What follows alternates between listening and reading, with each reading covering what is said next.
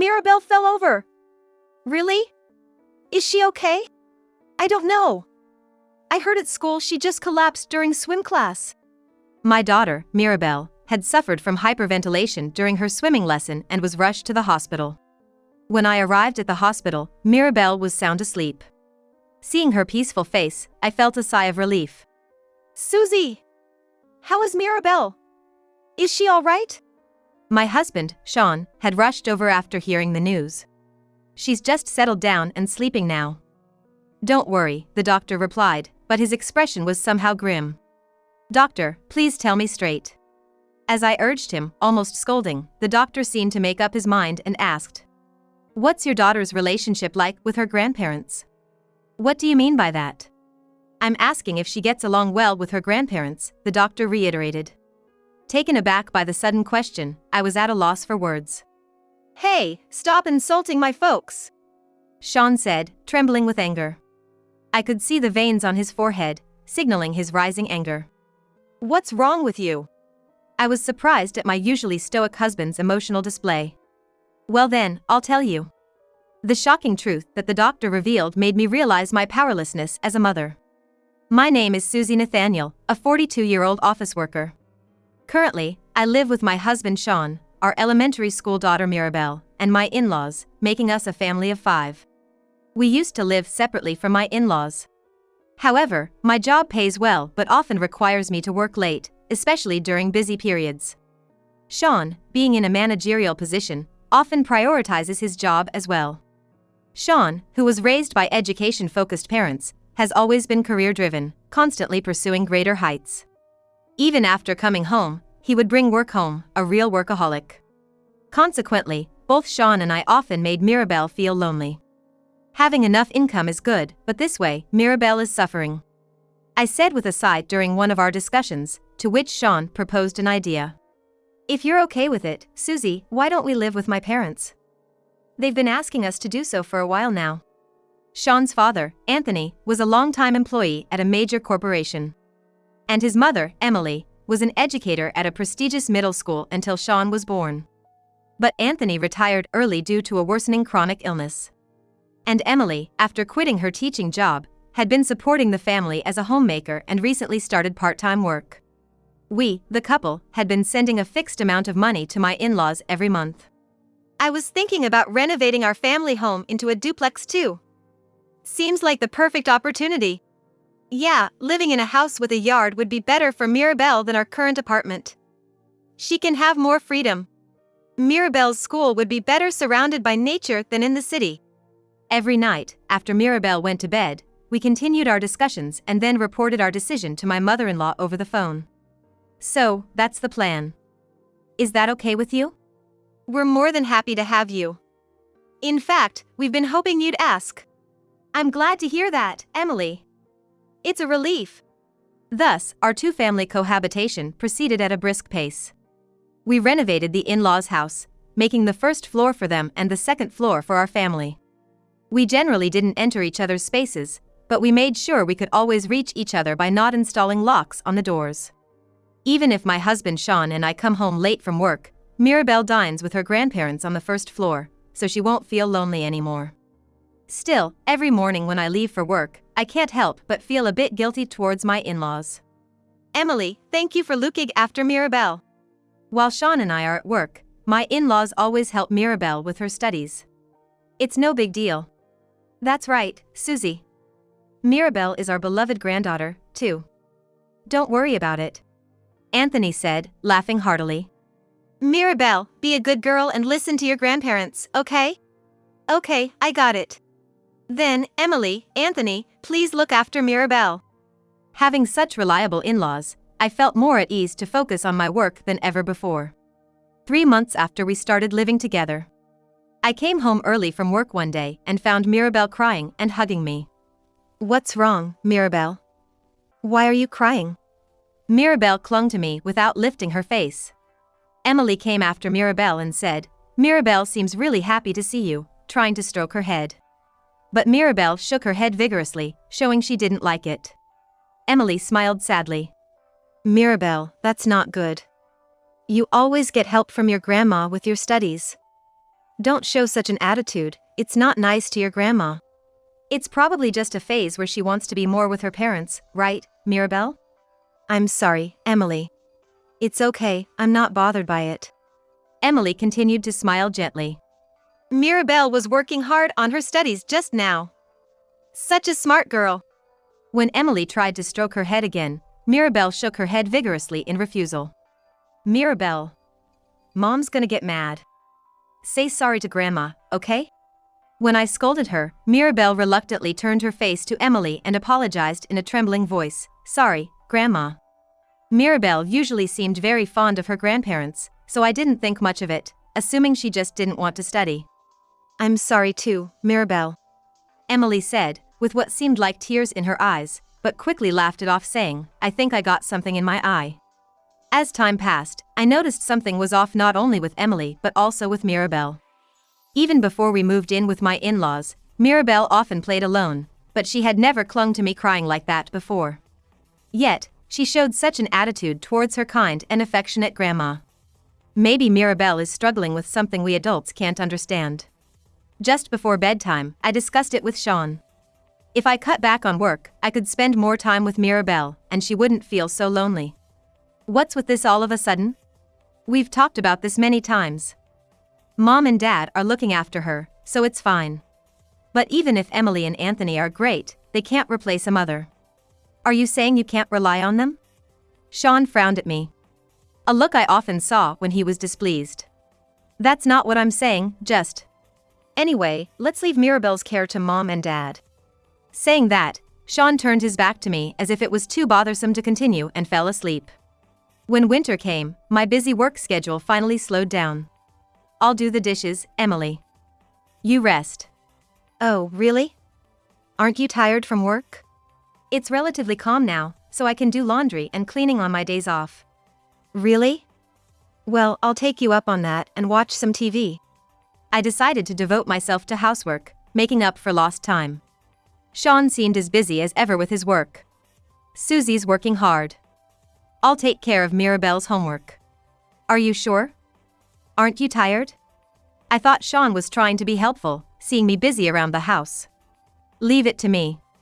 Parent-child communication is important. Saying that, Sean puffed out his chest. Mirabel, can you help out Dad? I called out, and Mirabel went to the garage, led by Sean's hand. I smiled, imagining the charming scene of father and daughter. However, I was surprised when Mirabel came out of the garage. Mirabel, is your face a bit red? Her face seemed unusually flushed. Mirabel, looking up at Sean, kept her mouth shut and didn't answer. What's wrong, Mirabel? Why are you quiet? She probably helped out too hard and got tired. Her head's probably all fuzzy. Sean answered for her. Are you really okay?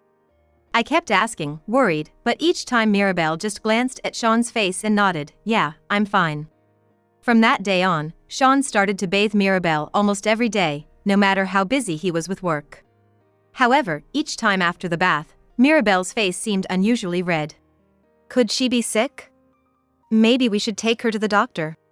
That's an overreaction. Mirabel is fine, right? You don't feel any pain, do you? Yeah, I'm fine. See, Susie, you worry too much. Sean said, dismissing my concerns about our daughter with a laugh. At that time, I still hadn't realized the extent of my daughter's suffering. Time went on, and the next summer came. Swimming lessons had started at Mirabel's elementary school. Mirabel had always loved playing in the water since she was little, and even as she grew older, she always looked forward to her swimming lessons every year. That's great, Mirabel. Today your favorite swimming lessons start. Yeah, that's right. You haven't swum in a year, did you forget how? Yeah, probably. Mirabel seemed unusually down that morning. The Mirabel who had always eagerly awaited the arrival of summer didn't smile even once that morning.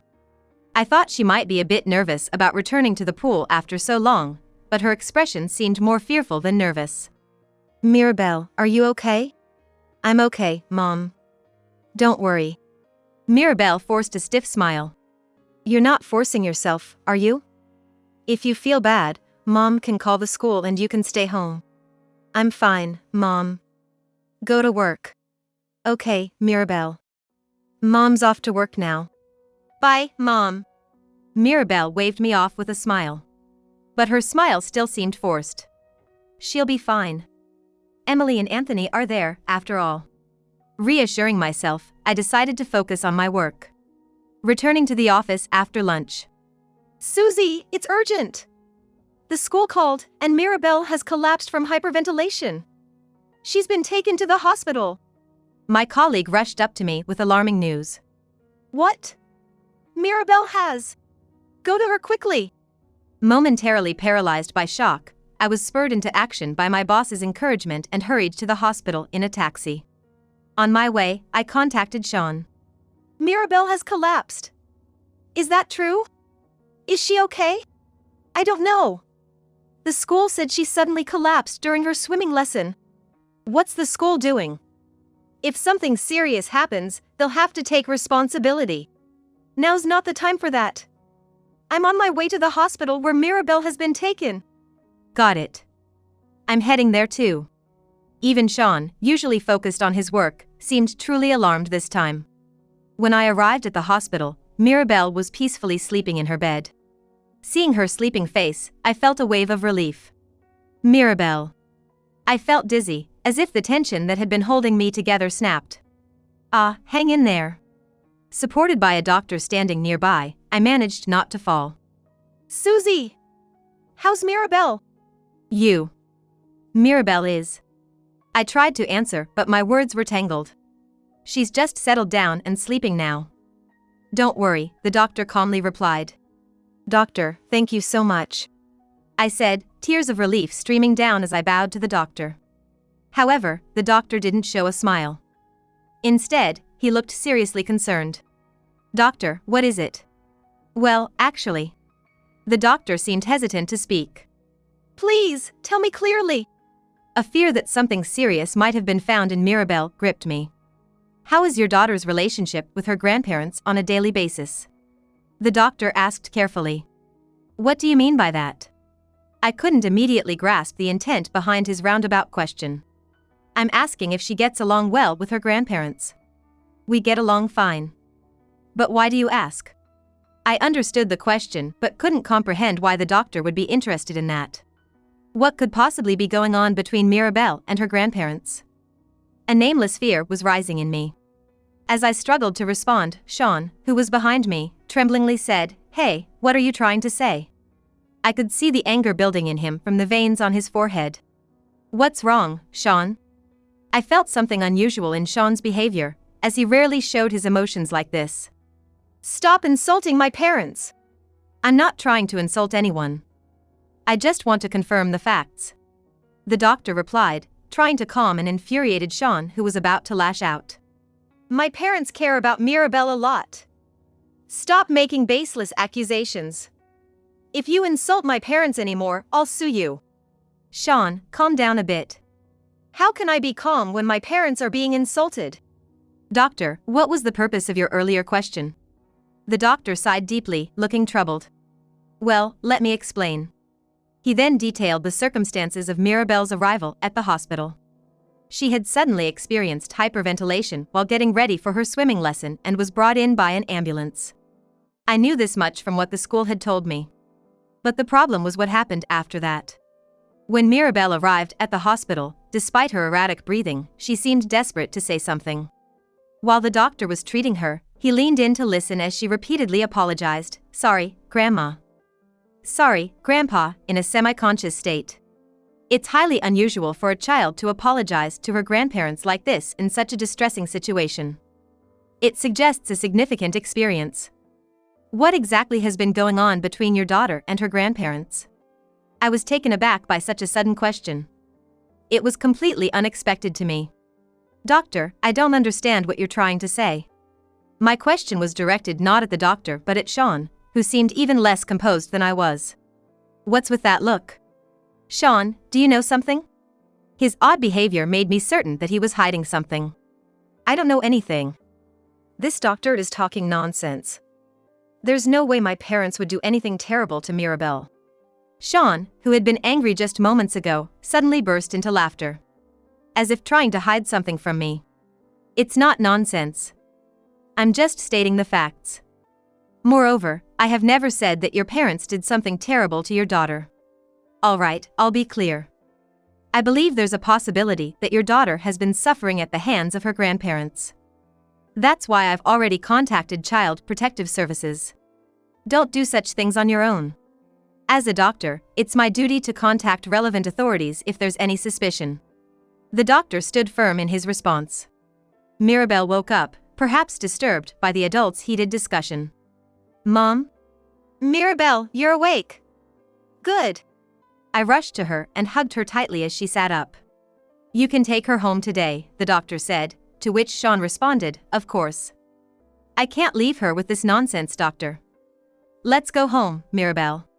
He grabbed Mirabelle's hand, trying to make her walk forcefully. Don't touch her. Without thinking, I pulled Mirabelle's hand away from Sean. A tense atmosphere developed between Sean and me, but my primary concern at that moment was for Mirabelle's well-being. In the taxi on the way home, Sean continued to grumble, that doctor is just lying, trying to make my parents look bad.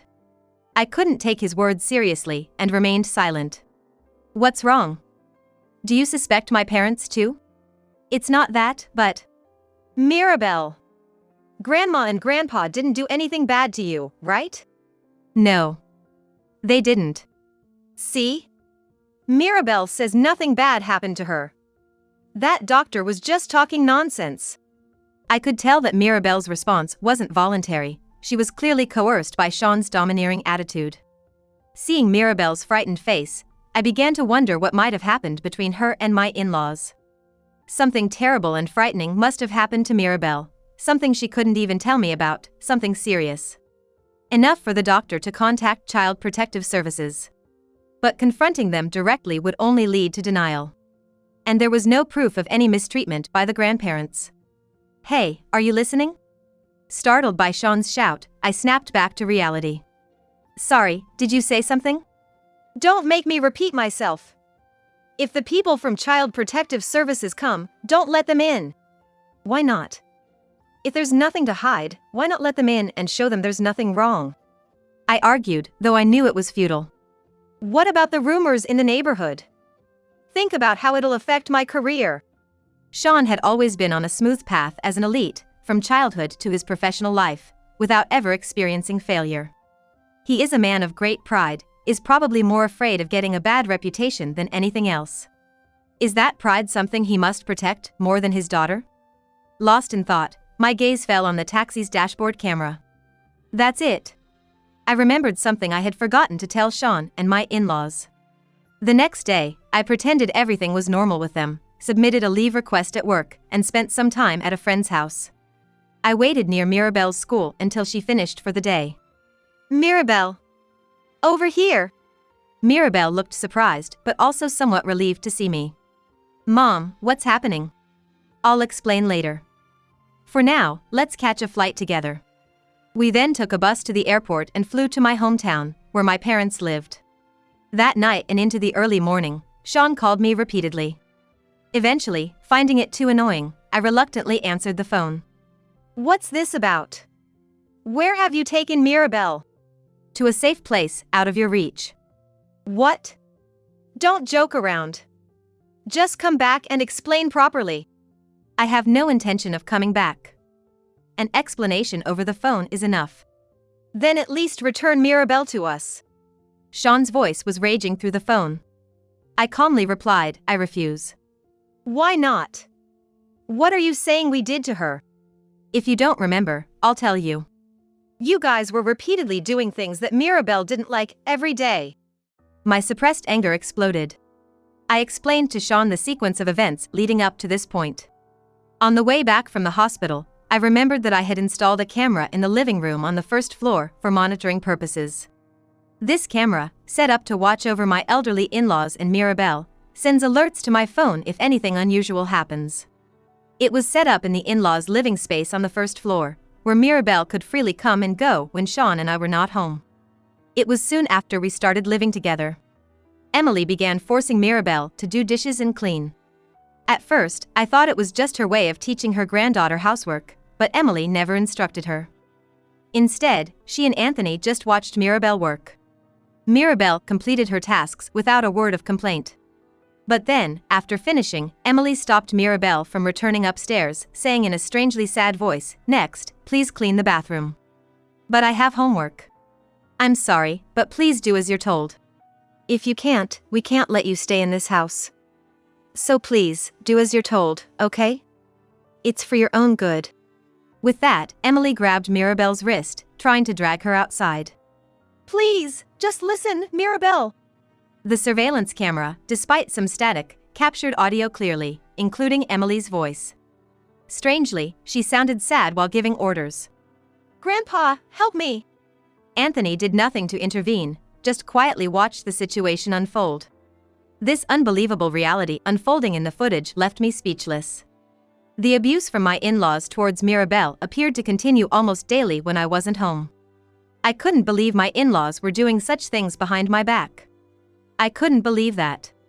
I told Sean about the abuse but didn't mention the surveillance camera. Misunderstanding, Sean angrily retorted, "Mirabel. After all the discipline we gave her, she talked?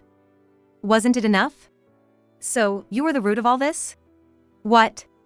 I only mentioned the grandparents' behavior, not that you were involved." "You tricked me. That's despicable. Which is worse, tricking someone or doing such things to a little girl?" I remembered the days Sean took Mirabel to garage. "I also know what you were doing to Mirabel in the garage." I didn't have solid proof, but I decided to test the waters. It was education. She didn't want to study anymore, and she was satisfied with just 90 points on a test, so I thought I'd re-educate her a bit. Re-educate? How can you even say that? Mirabel is terrified. I just told her not to get out of the car until she could answer the questions I gave her correctly. Sean unwittingly revealed the truth. "You were really angry at the hospital when the doctor asked about Mirabel's relationship with your parents. But it wasn't because you were protecting your parents. You were afraid that they would find out that you forced them to do something they didn't want to do. You refused Child Protective Services involvement for that reason, didn't you?" The surveillance camera footage had recorded Sean threatening his parents. It was clear they weren't mistreating Mirabel willingly. Mirabel's face was always red after coming out of the garage because Sean wouldn't let her out for a long time. The traumatic experience of the garage probably made Mirabel extremely reluctant to go near water. Then, on the day of the swimming lesson at school, Mirabel's mere attempt to enter the pool brought back the painful experience and caused her to hyperventilate. "Because of you, she can't even enter the pool she loves. So what? You don't understand how I feel. I don't even want to know. My father was an elite employee, and my mother was a respected educator. Compared to them, I was always ridiculed for the slightest drop in my grades when I was a child. I didn't want to feel that misery again. That's why I was strict with Mirabel, to ensure she didn't go through the same. That's education." Saying that, Sean burst into a sinister laugh. When my father had to retire early due to illness and they came to me for financial help, I was inwardly thrilled. I thought I had finally turned the tables on them. I told them I'd support them financially, but in return, they had to discipline Mirabel strictly. That was my condition for agreeing to live together. Hearing Sean's twisted inner thoughts sent chills down my spine. I recorded this phone call. And it's not just that. The surveillance camera has recorded you threatening your parents, both in action and voice. I'm going to use this evidence to protect Mirabel. You're finished. Wait. We can talk this out. Sean started to panic at the end, but I had nothing more to say to him. I hung up the phone and blocked his number. I took the surveillance footage, the phone recording, and the medical report from the hospital to the police and Child Protective Services. "This is serious. The video and audio clearly present the evidence," said the responding officer, promising immediate action. Later, I was shocked by a new revelation from Mirabel. When I asked her why she hadn't confided in me earlier, she tearfully replied, "Dad said if I didn't behave, he'd make you, Mom, who's always busy with work, go through the same. I didn't want Mom to suffer. She had always been threatened by her own father. And to protect me, she had to keep her fears and insecurities bottled up inside her still young heart. I could not believe that she was trying to protect me, her mother, even though she herself must have suffered the most." I couldn't help but notice my daughter's pain. Am I still a mother? Cursing myself for being so unworthy, I hugged my daughter tightly as she sobbed. I'm sorry, Mirabelle. Mom was wrong. It's not your fault, Mom. You saved me. Feeling the warmth of her voice, I couldn't stop my tears. Of course, I did. I'm always on your side, Mirabelle. No matter what happens, I won't let you face it alone. I love you and will always protect you. I vowed to never let her experience such sadness again. In the end, Sean was arrested for abuse based on the doctor's report and the recording of our phone call, but my in-laws were shown leniency due to their circumstances. One day, after some time had passed, my gaunt-looking in-laws visited my parents' house. We're so sorry, Susie. Mirabelle. It's too late for apologies now, but we're truly sorry. We knew it was wrong but couldn't refuse Sean's demands. We're terrible parents. Please, lift your heads. Dad, Mom. The surveillance footage shows you were forced by Sean to do those things to Mirabelle. Honestly, I had feelings of blaming them. But blaming them wouldn't change anything. Perhaps sensing my feelings, Anthony kneeled. Despite his painful legs, twisting his face as he bent down. Even if we were coerced, what we did to our dear granddaughter can't be undone. We're not looking for forgiveness. We just wanted to apologize to you and Mirabelle. Maybe we just wanted to ease our own guilt. Mirabelle ran up and gently stroked their backs. Grandpa, Grandma. I'm not angry. Thank you for tutoring me. Their tears fell, and they couldn't look up at their granddaughter. As if saying they didn't deserve to face her. Mirabelle told them, you can come to see us anytime, but they never showed up again. 5 years have passed, and Mirabelle is now a middle schooler. She and I are living under the watchful eyes of my parents. I've explained the situation to my company and switched to mostly remote work.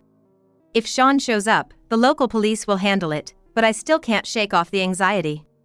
I've attended self-defense seminars and stocked up on security gadgets, fortifying our home's defenses.